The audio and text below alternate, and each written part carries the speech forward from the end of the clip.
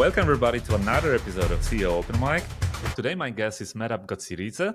I hope I got the surname right. You said it perfectly. Perfect. A guy who used to be a lecturer on digital advertising, who, well, at least it looks that way, who chose not to advertise himself that much on the internet because it's pretty hard to find some information about you, Merab. Hi, nice to have you. Yeah, hi. Maybe this is because I went in the gambling industry. um, I see, I get it. When I tried to stalk you, when I tried to do some research about you, obviously I started with your LinkedIn profile, and it says that you run two businesses at the same time now. One is the ads agency, another one is cryptocurrency exchange. Yeah. Is it still the thing, or is it all into iGaming now? Actually, yes, it is still the thing. First of all, hi all, hi guys, nice to meet you. Thanks, Bartek, for inviting me. I hope our podcast will be interesting and the people who listen to us will have some good notes which may help them in the future. I will try to honestly share all my experience, my pros and cons in the businesses that I personally was and in the iGaming business. Yes, it's correct. Now I'm running these two business, but as I moved to the iGaming industry, mostly now I'm full time here in the iGaming industry, and I'm passively involved in the managing of the agency of the crypto exchange. Yeah, all my last year experiences will be mostly shared in the business which I gain in the iGaming. But doing the exchange and doing the agency business is already many years of my time. So any highlight or spotlight taken from there may be also shared here. The very first impression when I hear that I'm involved in the business, but I don't run it anymore. I'm passively involved in Mhm. it. You know, you talk to the guy who runs his own business for roughly around 20 years now. And for last 15 years, my goal was not to be actively present in the operations of the business. But yeah, I'm still there. I still do it. So when you say that you managed to get out of it, does it mean that it's so big and you're so successful in setting up the business in such a way that it runs correctly without you? Or does it mean that it's struggling, almost bankrupt, and you simply gave it up and moved into iGaming? Okay,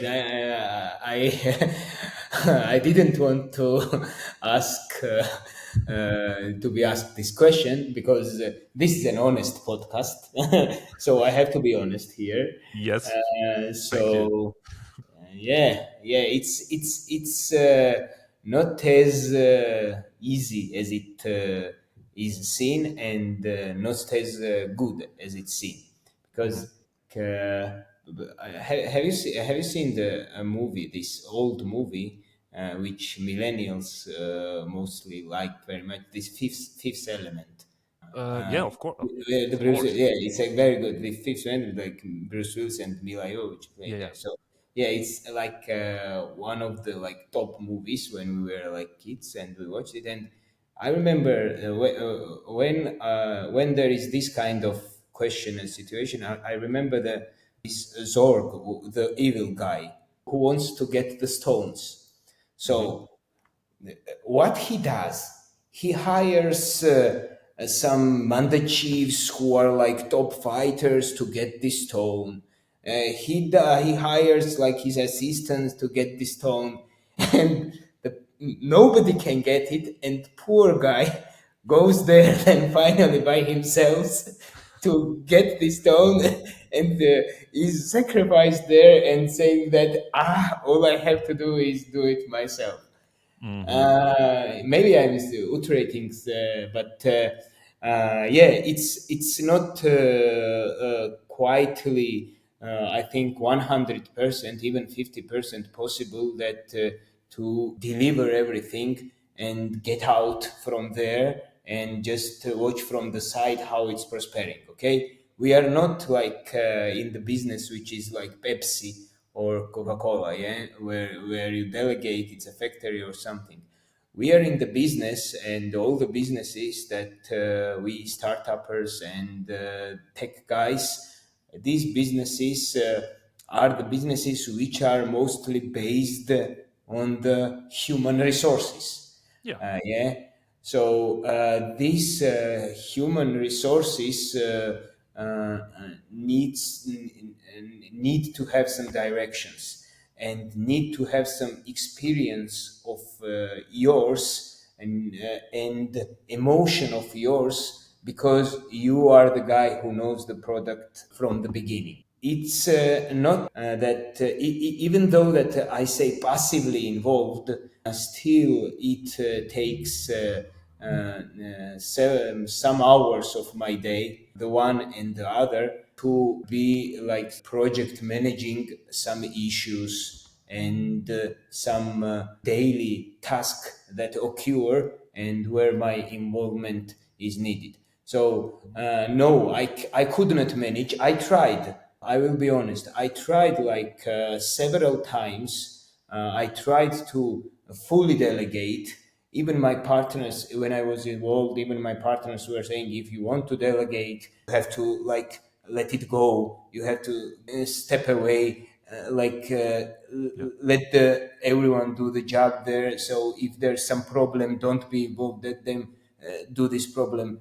But this is a tech business. Yeah, this is a business where maybe some things, some mistakes, some not completed tasks may be critical. That's why my tries not to be involved were all unsuccessful, and finally it went to the fact that now, even though I call myself like passively involved, I am involved minimum 1 or 2 hours or even three in that daily. For me, it's like passively involved. You are talking to the guy who is workaholic guy. So for me, like I don't have like 8 hours per day, or I don't calculate hours per day. So for me, maybe like doing from 12 hours, 1 or 2, 3 hours in one thing, 1 or 2, 3 hours in the other thing is passively involved already. Please tell me if the following statement is true, because I'm this type of the personality as well. And whenever I go to any kind of trade shows, like a couple of weeks ago, I was in Malaga for a iGaming conference, and I meet a lot of founders, especially around iGaming industry, but not only. A lot of those people are exactly as you said, workaholics, but it means that it's not that they enjoy so much being in the office.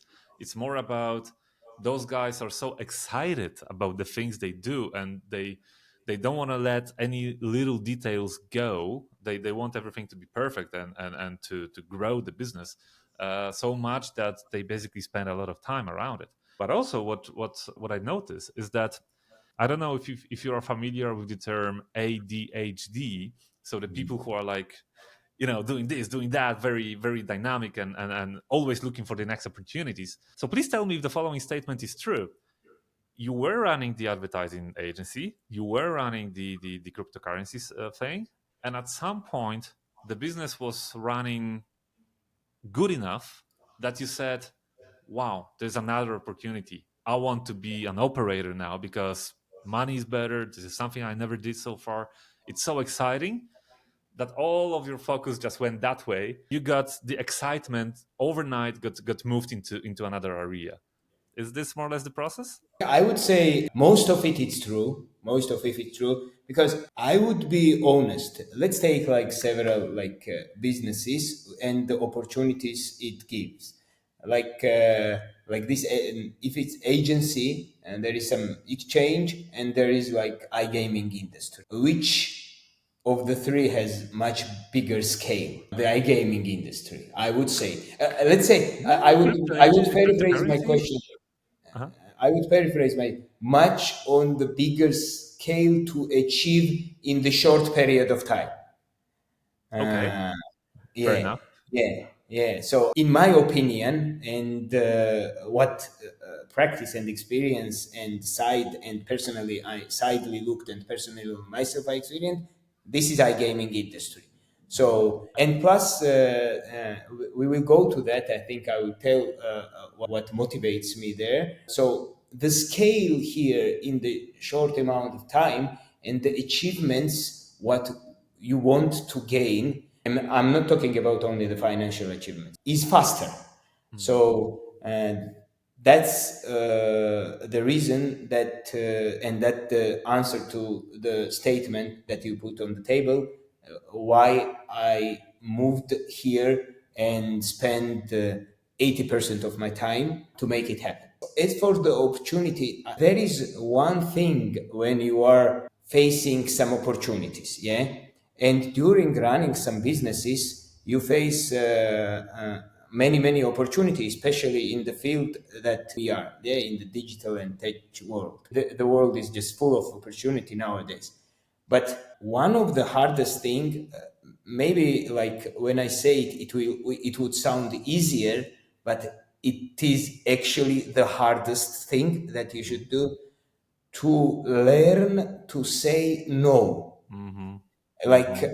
when I was like when I was much younger, yeah, and when I was like starting and in the that, and especially when I was starting in the digital field, there was like in 2012 there was like SEO opportunities, there was Mhm. some new startup tech opportunities, and etc.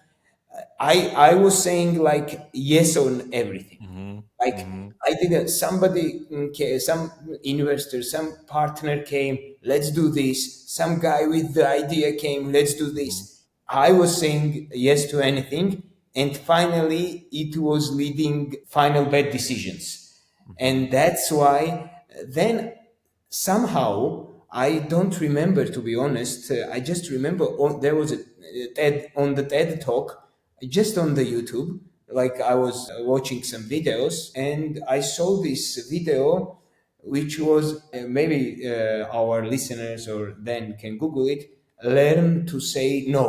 Exactly, it's like 15 minutes video, and the guy who is talking about to the hard thing, how it's hard to say no to the Mhm. opportunities, and then you are saying, maybe I should have taken that, maybe I should do that, maybe I Mhm. should have done that, but it's not like that. When there was like some opportunities, I wanted to say everything to yes, but as I more somehow learned to say no on some things, the iGaming was the opportunity that I was exactly aware that I should say yes. Mhm. And that's why I moved there. So just before we jump straight into iGaming stuff, I think that's a pretty good experience that you could share with us here, because those two companies, the cryptocurrency thing and the ad agency thing, you did not sell them, you did not close them. You still, as you said, to some extent you're still involved into that. But I think you have a very good experience and some good observations to share with us when it comes to delegating stuff. I mean, you still are involved in those businesses to some extent, yes.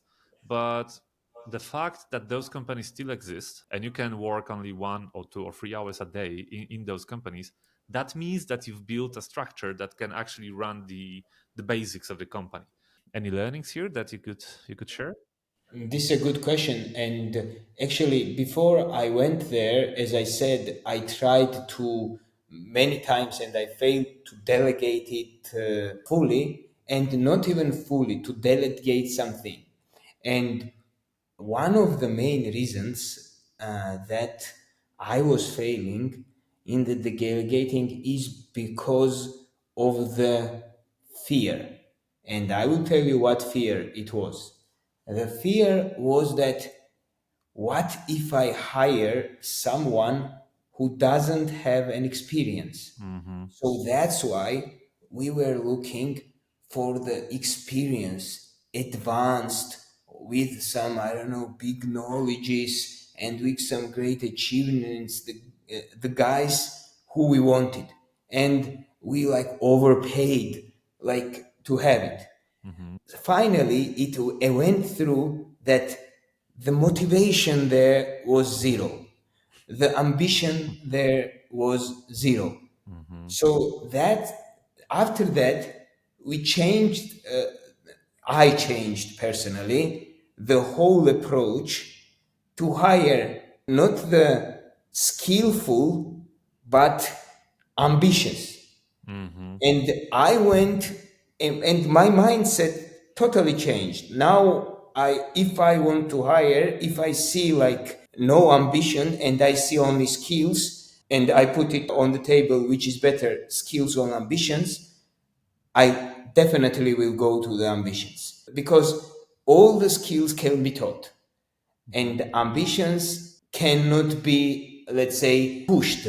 Yeah. You It have it just, or you you don't. just have to have it. Mm-hmm. So that's why first thing I would say that if you are delegating something, you should delegate it to a person who has ambitions to reach something in this industry, is not so skillful but wants, and even like is young, even not so like, even with less experience, but wants to achieve something. You look at him and he says, I don't know the but some let's say as an example wording that maybe he's honest. I don't know this, I don't know this, but I want to do this. Mm-hmm. I want to become this. Okay, Mm-hmm. so never try to delegate to a person.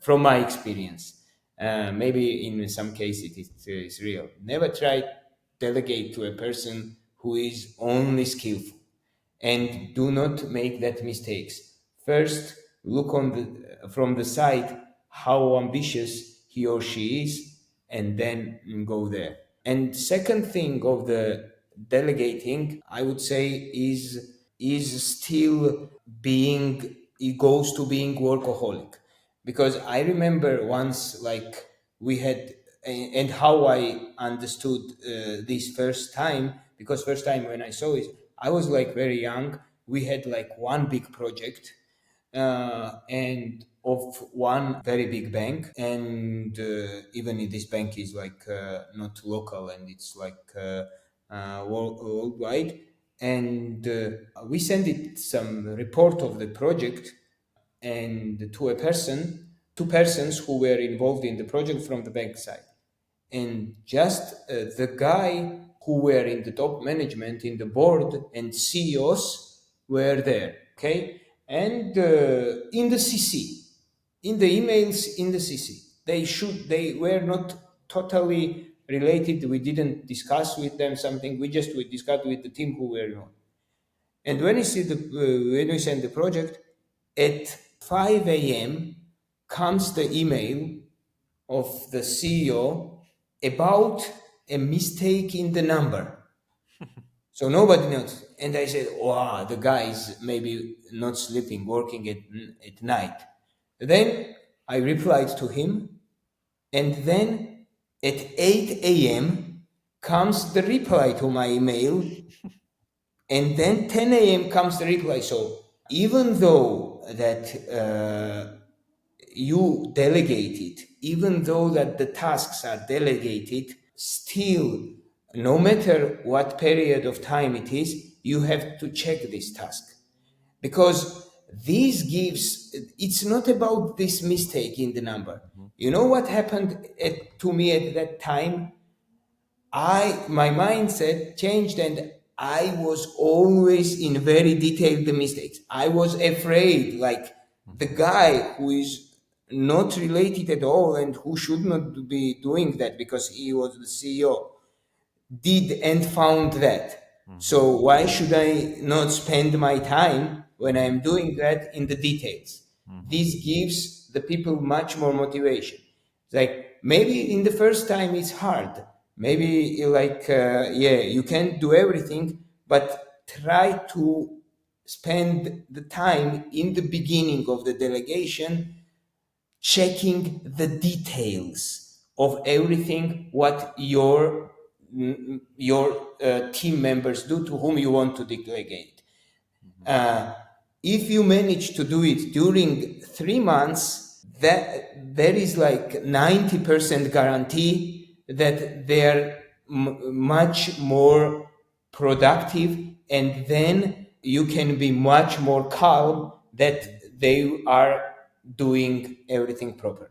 Mhm. So yeah, Mhm. this was like a great idea. So that's why now everyone to whom am I delegating, to whom is becomes the new team member, no matter what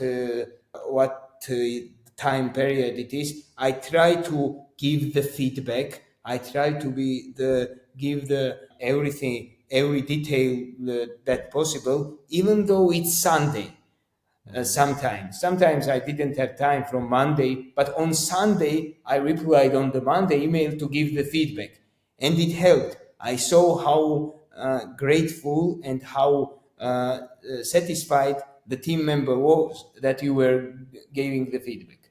So in the first period of time, be giving the feedback is very crucial and critical for the team Mhm. members you want to delegate. I will share a little of my experience here because we were with Alex, my business partner. We were so lucky that we've built a company from zero to roughly around 100 ish, 130 people on board. And I remember when we hired just 10 people, we were so busy working 24/7 that we said, wow, if we only had 20 or 30 people on board, we would have people to delegate to, and we could relax then. We could have some free weekends, etc. Then we had 30 people, and we said, well, okay, it's 30 people, so that's a lot of job, a lot of handling to do, but it's only because we still don't have enough structures around it. So it's not okay now, but when we're going to have 60 or 70 people, that's going to be good. Then again, we got 60 or 70 people, the same thing happened, and the same thing happened, and again and again. One side effect was that when we've reached the certain scale, roughly around more or less 100 people, yes, we did already have enough structures. Yes, we didn't have to handle very low level, very repetitive stuff. That's true. But the side effect was that all the easy stuff and all the matters that could be foreseen were handled by the managers. Yes, but whatever was unusual, like client being super unhappy or some total fuck up in the project, like non-typical stuff, they would be diverted to me or Alex directly, which means I understand it. The organization didn't know what to do, so they escalated to higher authority. I get it, but then again, my personal day looked as a one big shit show, from one problem to another problem, from second problem to third problem, because all the easy stuff would be handled by the people and all the difficult stuff would be diverted to me, which, well, let me tell you that probably that was my mistake, but it wasn't easy. It was not happy, nice place to be in. But I want to get to the point that you said about working, early mornings, late nights, replying to emails on Sundays. I mean, you talk to the guy who's just like you. I also, if there's a matter to be done, I just do it. But it's so not appropriate to say it now. You have companies that don't allow the employees to open the laptops over the weekend. You have companies that say that if the manager sends an email to his subordinate after 5 p.m., that's mobbing. And you should not do it. And you're going to have a conversation with HR if you do it. It's not popular opinion right now, Merap. I'm sorry to tell you that, but the question is, do you think it's like that because you are on the growing phase of the company and you just have to push till you get to a certain moment, or is it just the style that you think is the only proper style of doing business? Wow, this is a good question. Okay, this is actually I'm previously talking like and sharing my experience. I was saying that I can like mostly guarantee that that works. But now it's like already 50-50, which is like my individual opinion Mm-hmm. where I go. But and I think it's right. So this is the let's be straight. I'll answer. I will answer straightforward. This is like the only way how the businesses in the tech industry can work. Mm-hmm. Still, it's dependent from the let's say industry. If you are like some factory or whatever you are, yeah, it may happen because everything is like managed by some kind of let's say physical process, yeah. But we are talking about the industry where you have to improvise in most of the cases. And the improvisation is not like from 10 to 7 hour job, yeah. And This is like the job which is happening all the time. And in iGaming, especially, when we move to it, I would say that in iGaming, this is the only way that the business can work. That everyone is like full time involved there. Of course, I'm not talking that they're not resting. There is always like work hard, play hard, but there should be no 10 to 6. Mm-hmm. Okay. Mm-hmm. There should be like availability and let's say understanding Mm-hmm. that if something happens, you should be like the guy who should handle it in the specific moment. And you know why? Because if you don't handle it in the specific moment, then you have to spend 5 times more handling it after 12 hours and Mm-hmm. 5 times more spending handling after 12 hours. It already takes you to the failure. Okay. Mm-hmm. So to your question, the first answer, in the growing businesses, I would say 100% you should be like that. I mean, uh, if you are not in the growing business like that, you are like, I'm almost sure you are a failure. I mean, I can't imagine a startup, or not even startup, even a company which is like tech company has even like 50, 100 people and more, to hire some CEO and hire some and step aside. Yeah, Mm-hmm. that doesn't work like that, unfortunately. Mm-hmm. Yeah, that doesn't work like that. In the growing company, definitely you have it like that. But even in the company, which is big company, and I know like the popular companies which are mostly in the iGaming, popular startups, the owners, the founders, they're still actively involved in there. Mm-hmm. Any kind of this business needs active involvement, and it is not done without that. So I personally don't imagine. So and now the world is going so. Uh, Okay, let's take in the agency, in the I don't know, exchange, in the crypto businesses, exchange businesses, or in some game creating business, or and in the iGaming. I don't know a good, let's say, team member who mentions working time. Uh, and even though that these legal things try to push for it, the ones who understand that Mm-hmm. it doesn't work like that Mm-hmm. are the real good team members. Mm-hmm. Uh, I'm sorry to say that for the guys who work from 10 to 7. So basically, to sum it up, to anybody who's thinking about getting into iGaming business, into iGaming industry, if you want to have your own company and you want to manage, or you want to manage some growing company, you should expect to work a lot. way more than 8 hours a day. Forget about weekends, forget about being off.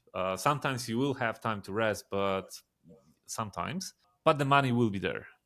I mean, you will get money for the price of overtime working and basically being at work all day long.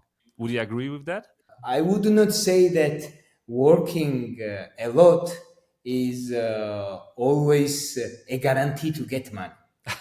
Okay, Even because worse shit. there may be some failure, because I have been I will honest, I was like doing one startup which was in the fintech field, and we worked like a lot, we were raising investments, we did many things, like no sleep at all, but it failed. Okay, Mhm, so I would not say that it's a guarantee, but mhm. what I would say is that if you don't do it, you will definitely fail. Okay. Okay, Okay. but if you do it, you may succeed. Hmm. Of course, you may fail, but if you don't do it, Hmm. there is no chance I think you will succeed. That's so sad.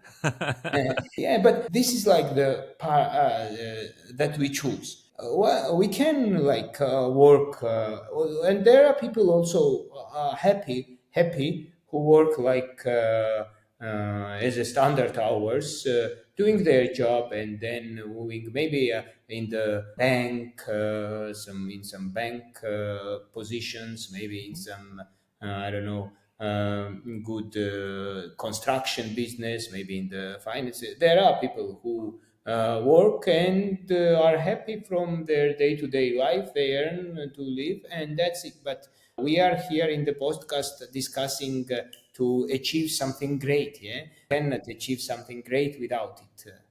Yeah, get rich or die trying, Yeah, as that's it. That's yeah. it exactly. So I promised that we're gonna dive into iGaming stuff. So is your story that you were running those other businesses, and at some point you've learned that there is this thing called iGaming. You didn't really have any background into it. You were not a professional poker player, or you're not coming from the family who by generations were having casinos, or whatever. So is it that you just woke up one day and you said, damn, I want to be casino operator, because why not?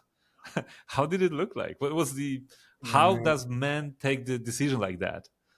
No, it's on contrary, Uh-huh. totally different story. Uh-huh. Everything 180-degree different. I'll tell that. But about family, I remember now one thing, that we were hiring one support VIP support manager, and we got a notification. We got a CV which indicated there nothing, no working experience, but indicated the text: "My dad is a gambler, so I know everything about gambling." I I I hate this industry, but also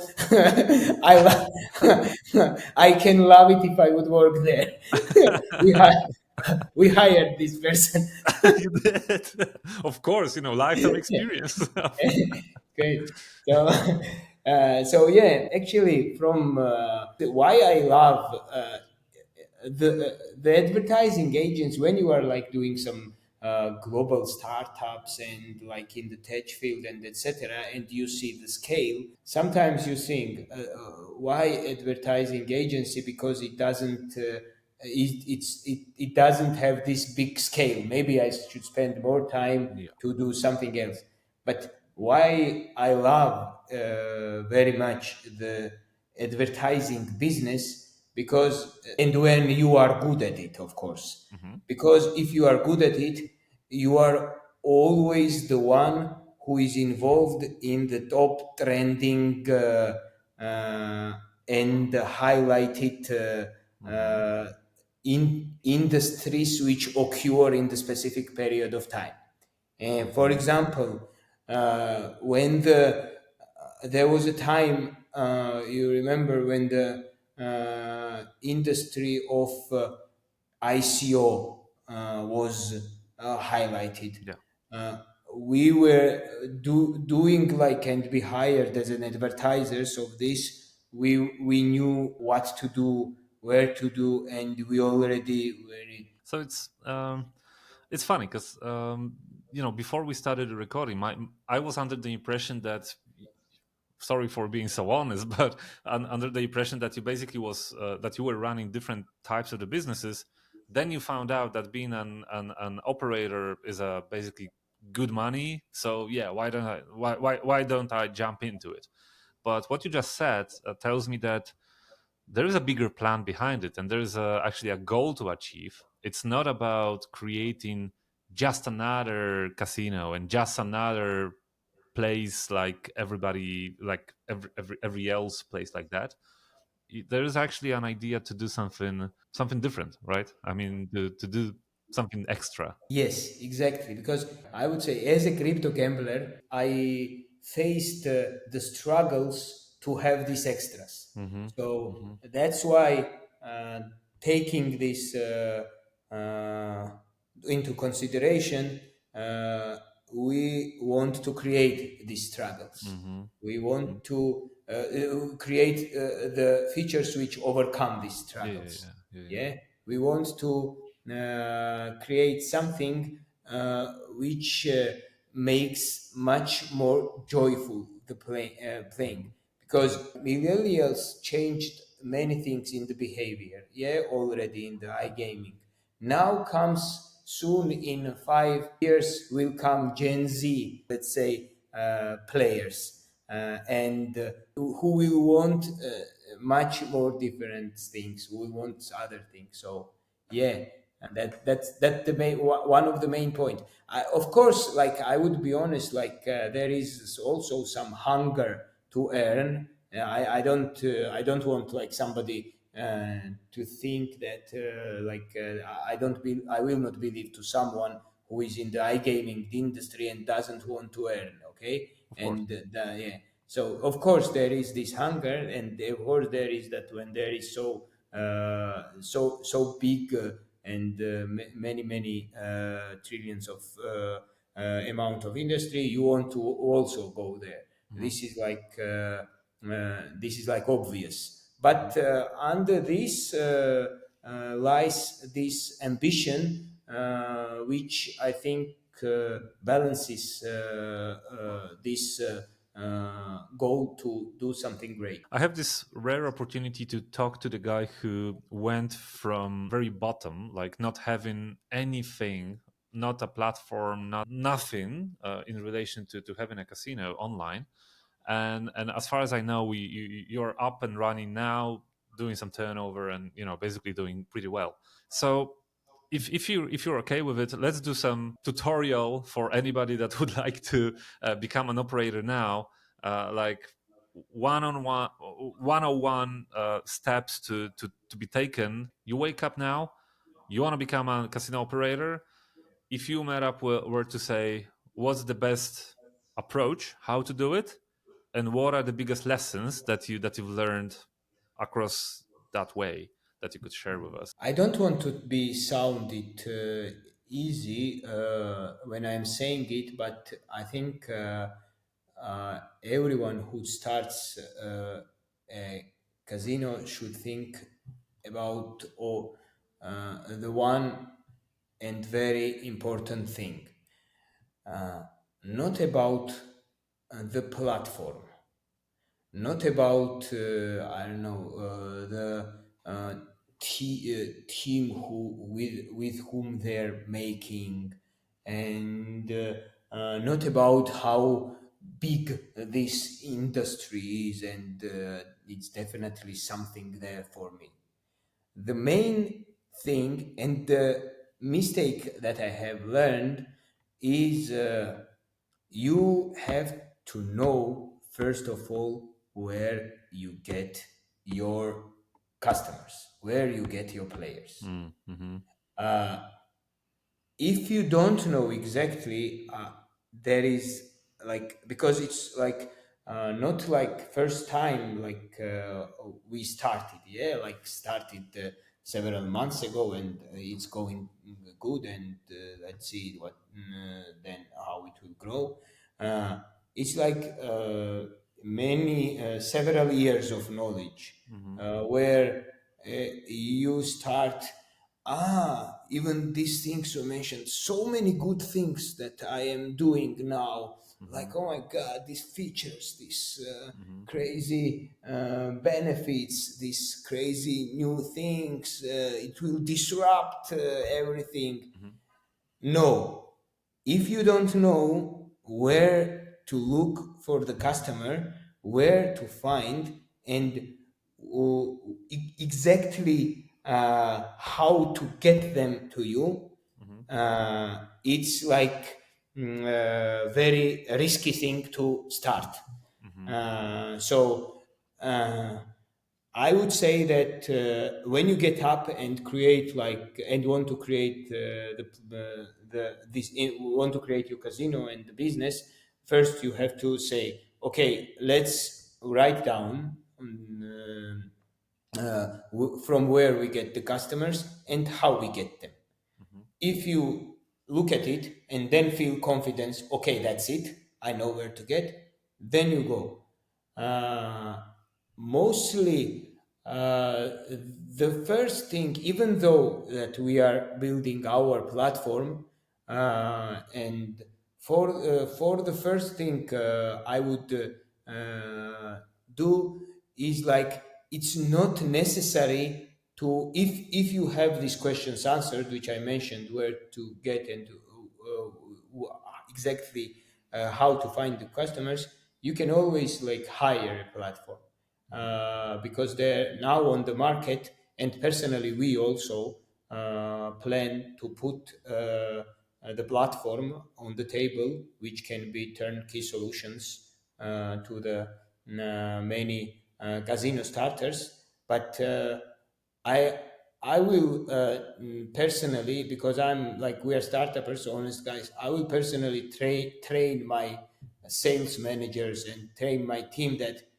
before you sell your to the customer our platform, Mm-hmm. which we have, make it so that you will make the clear understanding that they know where to get the customers. Okay, Mm-hmm. Mm-hmm. if they know that, then you are allowed to do as good sales pitch as you know. Mm-hmm. But before that, please make sure, because that's where I struggled, that's where I lost, that's where I failed in some aspects, that I exactly was the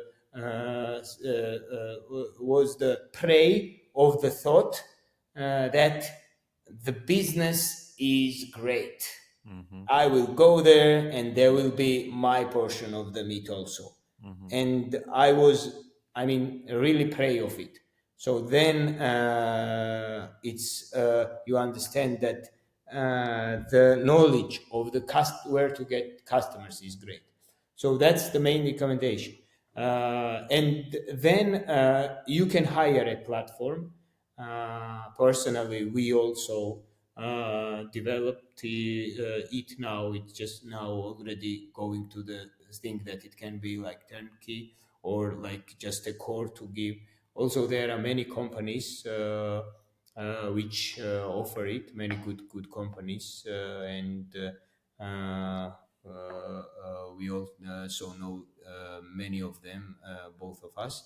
So then you should hire the platform and you should start. And then, most important, these two, you mix these two, your knowledge of where to get customer and the platform, and you go with it. I would add that then the next steps, of course, there are a lot of frauds. Of course, you should like know your risks and foresee your risks, how to overcome these frauds in this business. Of course, there is very important support, because if you want to build something, you should like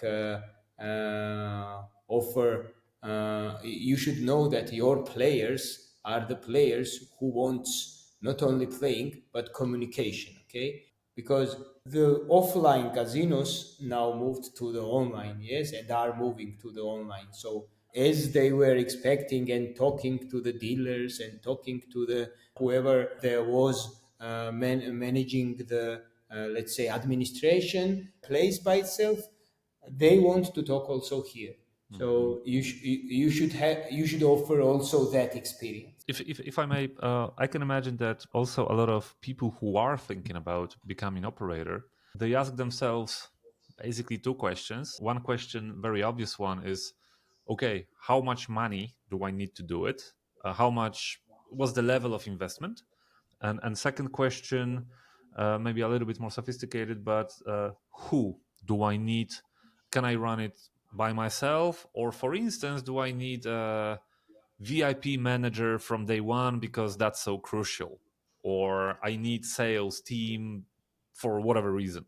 So could you, if that's not a secret, of course, could you like share what's your path on those two things? To start from, let's say, beginning, like still it goes to the you remember our first part when we started, like Yeah. yes, of course you need the VIP manager. Yes, of course you need the person who hire whom to hire, who will manage the specific, like say, department, the operational Mhm. manager, and but still the one who is the creator should know exactly why what he is creating and Mhm. for whom he is creating. Mhm. Okay, because there is a risk, of course, you are, if you are not lucky enough, because there is like chance you always get some good person who will manage and do everything instead of you, but we are not talking about this kind of lucky situations. We are talking about the standard situation, Mhm. and for the standard situation you have to be involved. You have to daily ask your manager what he she does. You have to you have to listen what are the plans, and that's I think where you should go. The team is very important. Hiring the team and getting luck to have the good team is, of course, like a very good thing, especially on the top positions, like you mentioned. But your without your involvement for the standard case, it would be hard. Uh, and Before the team also, it's like I mentioned the platform, and this is, by the way, your this is a good point. Your When you hire like good VIP manager, they will help you to take every aspect what's the best from the market, but they are not still the guarantee for the success. Of So course. the guarantee for the success is still the knowledge of yours and the knowledge where you should find the customers. I hope I understood the question correctly and answered it.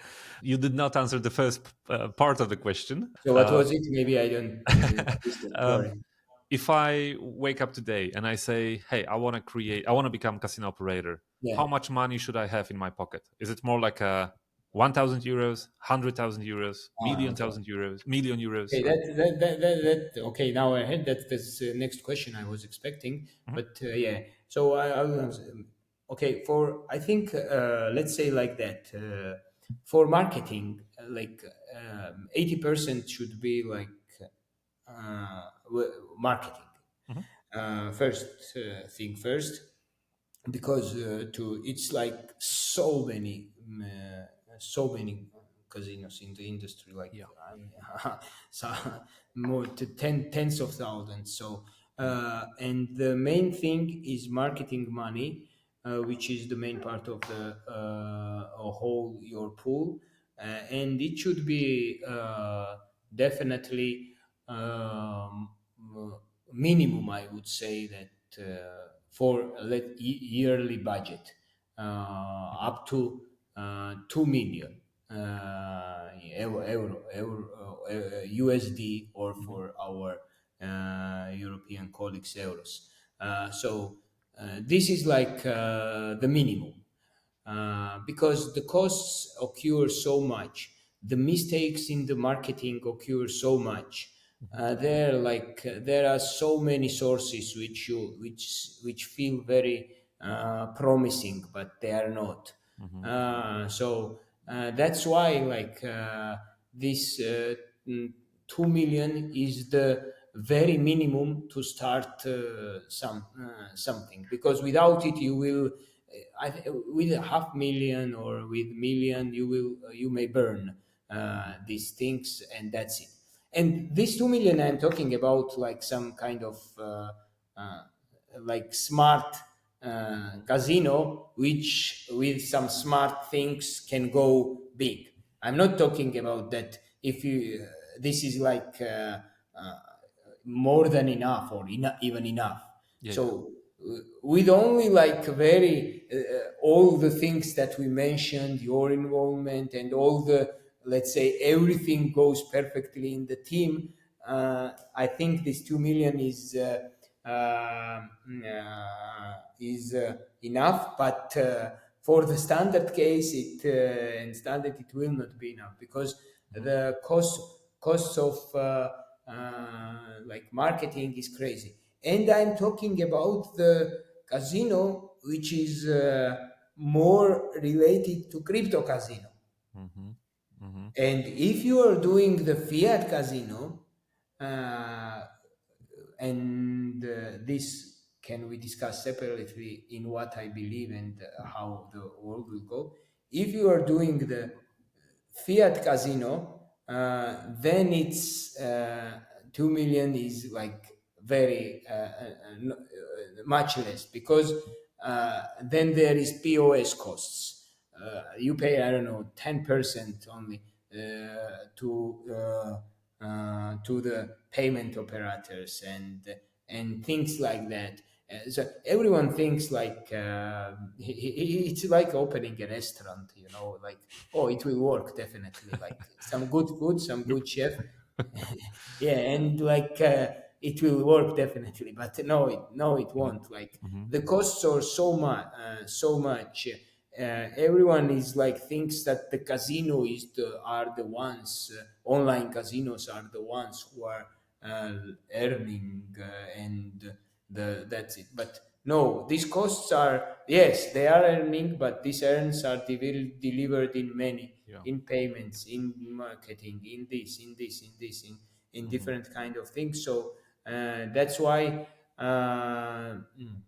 I would say that starting like crypto casino, you need like minimum like 2 million, and you have to do it on the smart way, or Mhm. it will also not be enough. And starting and from where 80% should be marketing money, and starting like already fiat casino, it would be like about 4 million, Mhm. which is because the getting the customers there is already maybe easier, because a lot of people have the payments, but the competition there is 10 times bigger. Okay, Mhm. so you have to spend just simple proportion 10 times Mhm. more money. You are in the unique position that you personally you have a lot of experience in terms of advertising. You were doing SEO. You were running the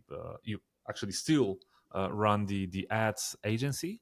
And pretty often nowadays, I see those discussions between operators. How should they divide their spendings when it comes to marketing for online casino? So, for instance, what's the percentage that you would dedicate to affiliate marketing partners, What's the percentage for media buying? What's the percentage for all the other channels? Do you have any idea here? Any recommendation? Yes, of course, and I hope that many people will listen to it because a very beautiful insight which I can give about it. So you should divide when this question is asked, you should divide it into two: crypto casino and fiat casino.